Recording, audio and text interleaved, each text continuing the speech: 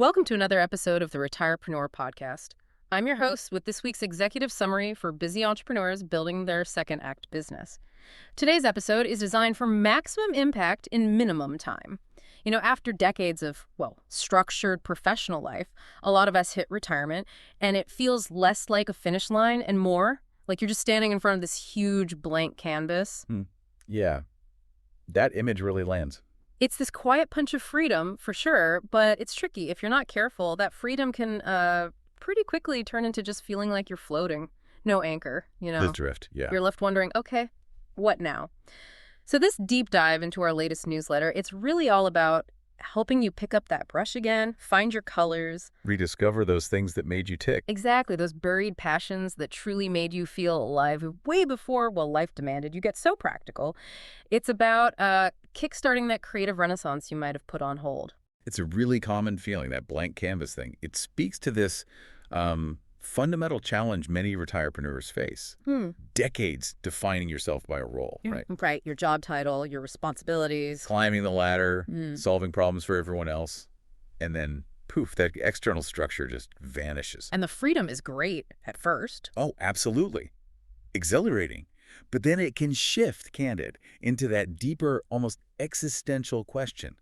Who am I actually when I'm not needed in that same way anymore? Precisely. That question, who am I when I'm not needed? That's really the core of our featured story this week in the newsletter. And it hits home, especially if you were the go-to CFO, the numbers person, the problem solver for 30, maybe 40 years. Your whole identity wrapped up in that competence. Totally. And then suddenly the calendar's empty, the phone's quiet, maybe the house is quiet too. It's a huge shift. That silence can be, pretty deafening for some folks. It's a fascinating and I think often really overlooked psychological hurdle. And the newsletter, it actually digs into some data here that's quite striking. Oh, yeah. Yeah, surveys show that over 40% of people over 55 say they feel creatively unfulfilled. 40%. Wow, that's significant. It is. And even more telling, maybe, is that over two-thirds, so more than 66%, they express this strong desire to rediscover some forgotten passion. They want to. But, and this is the kicker, only about 1 in 10 actually does it. 1 in 10. Why the gap? Well, the analysis in the newsletter suggests it's not about ability or even desire, really. It boils down to one word: permission. Permission. What holds people back isn't that they can't do it or don't have ideas. It's often this internal barrier. We just don't give ourselves the green light, That makes so much sense. Permission. That's a powerful word, isn't it? Like the chains aren't external. They're ones we put on ourselves. Right. It's that voice, right? The one saying, oh, you're too old for that, or that's silly, or maybe you won't be any good at it. All those internal critics. So, okay, if permission is the lock, what's the key? The newsletter has this really great practical exercise for this, the Before 25 exercise. Yes. It sounds simple, but it's actually quite profound. The idea is you just write down 5 things you genuinely love doing before you hit 25. Okay. And the crucial thing here, which the newsletter really hammers home, is loved. Not what you were good at necessarily, not what paid well, just pure, unadulterated joy or curiosity. Yeah, that distinction is key, isn't it? Because we always mix up skill with passion. We do. So you list those 5 things, then you circle the ones you think you probably abandoned for, grown-up reasons. Mortgages, careers, responsibilities, the usual suspects. Usual suspects, exactly. Then you look at those circled items and just rate your current interests. Like right now, how curious are you? Scale of 1 to 10. Simple enough. And then the last step, pick the one with the highest score and commit to just playing with it for 7 days. Exactly 7 days. Playing. I like that word choice. It's intentional. Zero pressure to be good. No plan to turn it into a business. Just curiosity. Exploration. See how it feels. It's about reconnecting, not performing. Precisely. Getting back to that earlier, maybe less burdened version of yourself. And the newsletter author, our Retirepreneur founder, he shared his own experience with this one. He did. Found he loved teaching complex stuff simply, which kind of accidentally became the spark for Retirepreneur itself. Interesting path. Yeah, and also apparently, he still really wants to learn guitar properly. Not to be a rock star, just to finally nail satisfaction. I can relate to that urge, that personal satisfaction. Right. just for the joy of it. And we see this again and again, like the example in the newsletter, the retired marketing exec who rediscovered pottery. Oh, yeah, I remember reading that. She wasn't aiming to be some famous ceramicist. She just remembered how clay felt in her hands back when she was 19.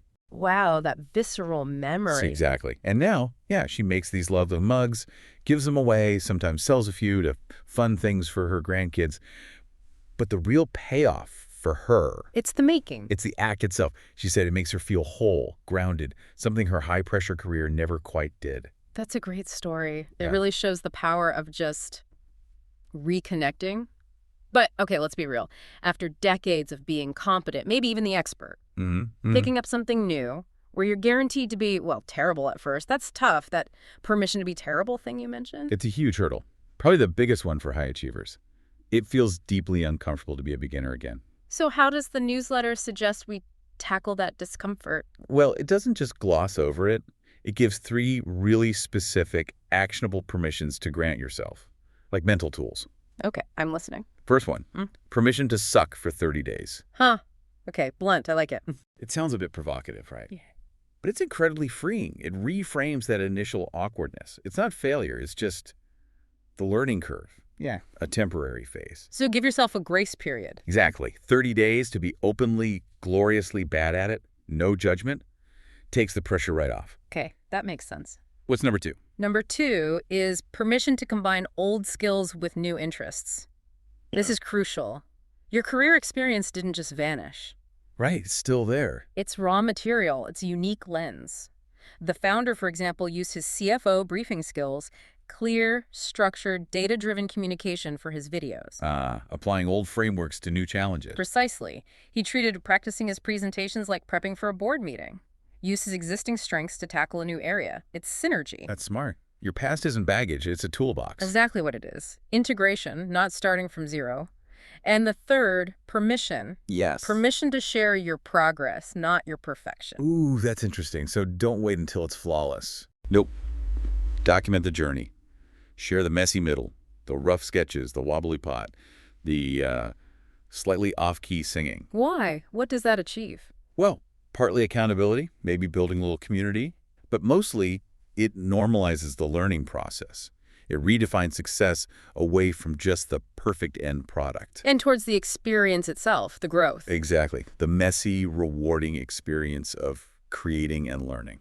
Okay, those 3 permissions feel really practical. So let's say you do this, you reconnect, you start exploring. What if you feel that nudge, that desire to turn this passion into something that maybe serves other people? Okay. So moving beyond just personal enjoyment. Yeah. The newsletter has those 4 questions for that stage. Right? It does, a kind of strategic filter. First, what are you uniquely positioned to create? Lean into your specific experience. Because nobody else has lived your exact life. Precisely. Second, what have you lived through struggles, wins, mistakes that others could actually learn from? Your story has value. Turn scars into stars sort of thing. You could say that. Third, who specifically would benefit from this? Get granular. Not everyone, but a particular person or group. Niche down. Right. And finally, maybe most importantly, what's the smallest possible version you could test? The minimum viable passion project. Exactly. Think experiment, not empire. Keep it manageable. Test the waters. That really ties into the whole retirepreneur advantage, doesn't it? Absolutely. Look, in today's world, people crave authenticity.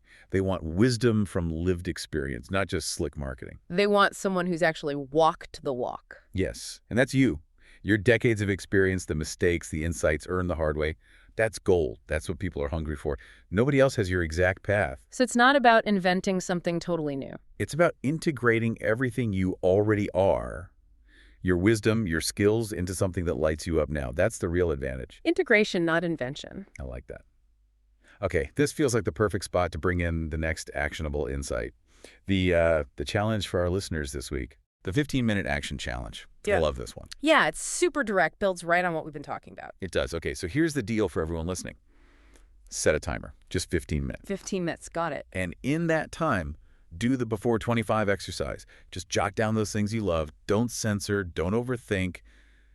Silly stuff, impractical dreams, whatever pops up. The short time helps bypass the inner critic, right? Exactly. Just get it down. Then, timer goes off. Look at your list. Circle the 3 items that spark the most interest for you now, today. Not what you should pick, but what genuinely pulls you. Yep. Listen to that little spark of curiosity, and then the immediate action step. The crucial part. Pick one of those circled items, just Yeah. one, and schedule exactly 1 hour, sometime this week, to explore it. 1 hour. That feels doable. Totally. And the goal for that hour, not mastery, not monetization, not even finishing anything, just remember how it feels. Reconnect with the sensation. That's it. Pure, simple exploration. Maybe it's sketching, like you said, or trying to write lyrics, or digging into family history online. Doesn't have to be a huge production. Not at all. The point is just to reconnect with that part of you that existed before you learned to be so damn practical all the time. Give yourself permission to play again. Remember that joy. That's the core of it. It's an investment in remembering who you are beyond the roles you played. And this idea, this remembering and integrating, it leads right into the third insight. Pivot 65. Ah, yes, Pivot 65. It's not just about the age, is it? No, the newsletter frames it as a really strategic life change, highlighting just how unique the position of a retirepreneur is. It really is a fascinating intersection. Think about it. At, say, 65, you got this incredible combination, decades of real-world, hard-won experience. Battle-tested wisdom. Exactly. And often, maybe not always, but often, a degree of financial freedom that lets you prioritize meaning over just making money. Which is a game changer. Huge. You're not competing with the 25-year-olds on speed or maybe raw coding skills. You're leveraging something they literally cannot buy. Wisdom, perspective, a network built over decades. You've seen things, survived things, built things. Exactly. Market cycles, team dynamics, crises, innovations. That's your asset base. It's immense. So the newsletter's point here is that this creative renaissance, this pivot, it's not some fluffy retirement hobby. Not at all. It's your competitive advantage. Wow, okay. So strategic life change means building something that reflects who you've become, leveraging all that experience, not just trying to hang on to who you were. That's the essence of it, applying that rich tapestry of wisdom to something that genuinely lights you up now and potentially makes a real difference. Finding a problem only you, with your perspective, might see. Could be mentoring, consulting, creating something new, teaching. It shifts the whole question from what do I have to do to what am I uniquely positioned to choose to do that actually matters. That's a powerful reframe. Liberating, really. It gives real depth and purpose to this next chapter. Which brings us back really to the fundamental question underlying all of this. It's not just what should I do now, is it? It's deeper. It's more like, how can I be more fully myself in this next chapter? Those dreams you had at 18, the ones on your before 25 list? They weren't naive. No, they were authentic, maybe unrefined, but real. And this chapter isn't about finding a new box to fit into. It's about integration. Reinvention as integration. Bringing all the pieces together. Yeah, shifting gears into something that truly matters to you. Doesn't have to be huge or world-changing for everyone else. Well, it might become that. It might, but initially it just needs to be unequivocally, authentically yours. And, that journey itself, integrating all those parts of your life, that's a powerful example for everyone, regardless of age. It's about living authentically. Absolutely. And for anyone listening who feels like they want some support on this path, the newsletter mentions the Retirepreneur Hub. Right, the community aspect. Yeah, and it's important to stress it's not about adding pressure or more shoulds. It's meant to be a place where these second acts are, well, celebrated and supported. A place where people get it. Exactly. People who understand the excitement and maybe the occasional wobble of this whole reinvention process. Because ultimately, your creative renaissance, it isn't just for you. It models what's possible. It shows people, maybe your kids, your grandkids, what living fully really looks like. Beyond just playing it safe. Way beyond playing it safe.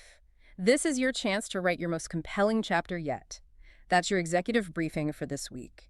If you found value in these insights, share this episode with fellow retirepreneurs and grab the full newsletter at retirepreneur.com for complete details. Follow us for weekly strategic insights, and remember, your most successful chapter is just beginning. Until next week, keep building.